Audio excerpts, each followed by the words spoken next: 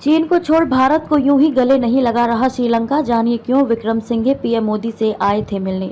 श्रीलंका के राष्ट्रपति रानिल विक्रमसिंघे भारत की यात्रा पर आए थे। उन्होंने शुक्रवार को प्रधानमंत्री नरेंद्र मोदी के साथ कई मसलों पर अहम वार्ता की। साथ ही दोनों नेताओं ने समग्र आर्थिक और रणनीतिक सहयोग बढ़ाने पर जोर दिया। पिछले साल असाधारण आर्थिक संकट से प्रभावित होने के बाद से श्रीलंका के किसी सीनियर लीडर की यह पहली भारत यात्रा थी। चीन जो श्रीलंका को कई तरह से कर्ज दे चुका है, वहां न जाकर भारत आना विक्रमसिंघे का एक अहम रणनीतिक फैसला माना जा रहा है।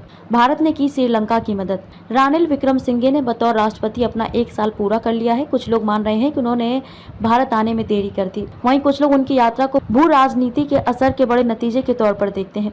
आर्थिक संकट में फंसे श्रीलंका को भारत ने बड़े स्तर पर मदद की थी। जानकारों के मुताबिक भारत रक्षा और विदेश नीति में अब आजादी से फैसले ले रहा है। वह मानता है कि वह अपने आप में एक उभरती वैश्विक व्यवस्था में शक्ति का केंद्र है और उसे शक्ति के दूसरे क्षेत्रों से जुड़ने की कोई जरूरत नहीं है। इसलिए विक्रमसिंघे भारत को तवज्जो दे रहे हैं। चीन ने दिया झूठा भरोसा।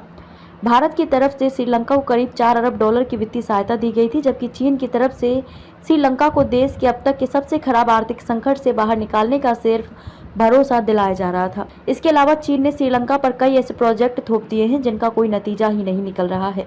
भारत ने श्रीलंका को आर्थिक मदद तो दी है, साथ ही साथ अंतर्राष्ट्रीय मुद्रा कोष IMF से $2.9 अरब का बेल आउट पैकेज हासिल करने में सहायता की गारंटी भी दी। चीन नहीं भारत श्रीलंका का दोस्त। इसी तरह की सहायता से दुनिया को एक बड़ा राजनीतिक संकेत गया कि श्रीलंका का असली साहबदार दोस्त चीन नहीं बल्कि भारत है।